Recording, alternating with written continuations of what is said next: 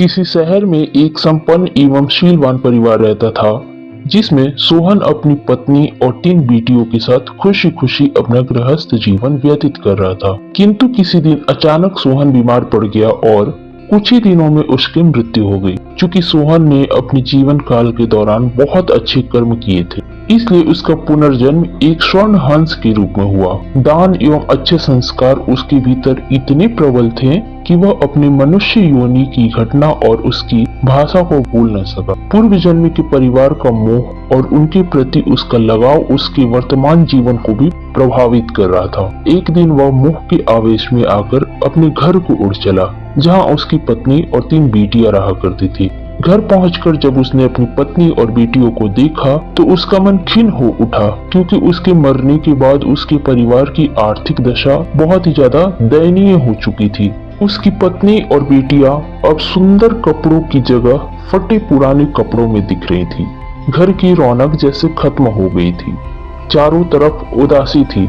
फिर भी पूरे उल्लास के साथ उसने अपनी पत्नी और बेटियों से मिलकर अपना परिचय दिया और वहां से वापस लौटने से पहले उन्हें अपना एक सोने का पंख भी दिया, जिसे बेचकर उसके परिवार वाले अपनी गरीबी कम कर सके।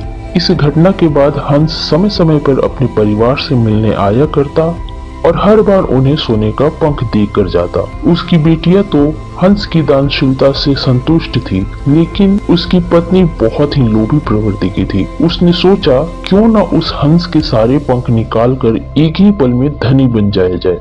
अपने मन की बात उसने अपनी बेटियों से भी कही, किंतु बेटियों ने उसका कड़ा विरोध किया। अगली बार जब वो हंस आया तो संयोग से उसकी बेटियां वहां नहीं थी। उसकी पत्नी ने उसे बड़े प्यार से पुचकारते हुए बुलाया। अपनी पत्नी के मन की बातों से वह हंस बिल्कुल ही अनजान था और वह खुशी खुशी अपनी पत्नी के पास दौड़ता हुआ चला गया। जब वह पहुंचा तब उसकी पत्नी ने बड़ी बेदर्दी से उसकी गर्दन मरोड़कर उसके सारे पंख एक ही झटके में नोच डाले और खून से लथपथ उसके शरीर को वहीं पर फेंक दिया। फिर जब वह सोने के पंखों को समेटना चाह रही थी तो उसके हाथों सिर्फ साधारण पंख ही लग सके, क्योंकि उस हंस के पंख उसकी इच्छा के बिना नोचे जाने पर वह साधारण हंस के समान हो जाते थे। बेटियां जब लौट कर घर आई तो उन्होंने अपने पूर्व जन्म के पिता को खून से लथपथ देखा और उसके सोने के पंख भी गायब थे। ये देखते ही उन्हें सारी बातें समझ आ गई और उन्होंने तुरंत ही हंस की भरपूर सेवा की और कुछ ही दिनों में उसे स्वस्थ कर दिया। उस हंस के पंख फिर से आने लगे, किंतु वे अब सोने के न रहे। हंस जब उड़ने के लिए समर्थ हो गया तो वह अपने घर से उड़ गया और दोबारा कभी नहीं आया।